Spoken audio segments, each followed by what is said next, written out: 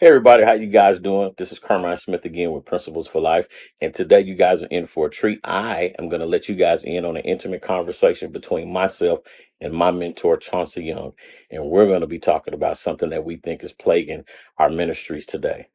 Is it evangelism or entertainment?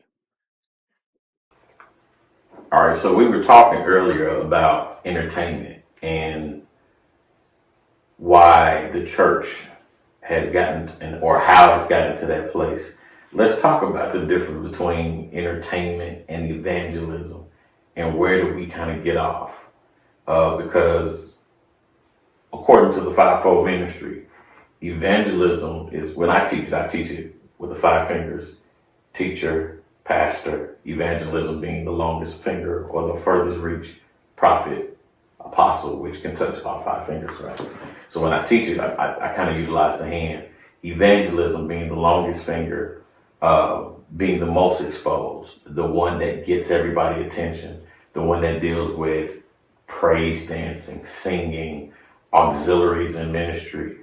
Where do we go from evangelism to entertainment? Wow, that's a good question. I think a lot of that has to do with the history of the church and its evolution. And sometimes when I refer to church, I'm not always referring to the church as people know it, right?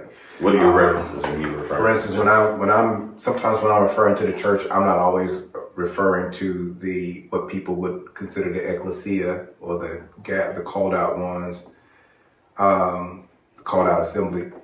Sometimes I'm referring to that church that was created by individuals, maybe with a different agenda, different motives, or whatever that may be. And a lot of that was because of a lot of the paganism tied to that agenda.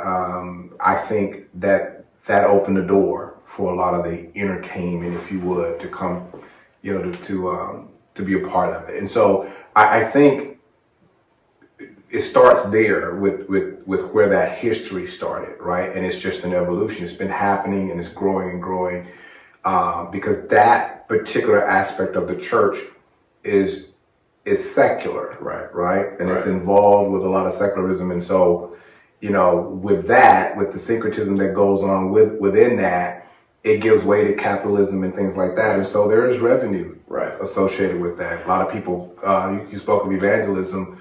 A lot of the evangelists made their money. Their income came from that aspect of it. And I'm not beating up on a particular group, but I'm just saying, to answer that, I think a lot of that has to do with the history of that brand of the church. And so with that, a lot of the entertainers began to even sample that aspect of the church and partner with them to some degree, to where they begin to flood revenue into that process. So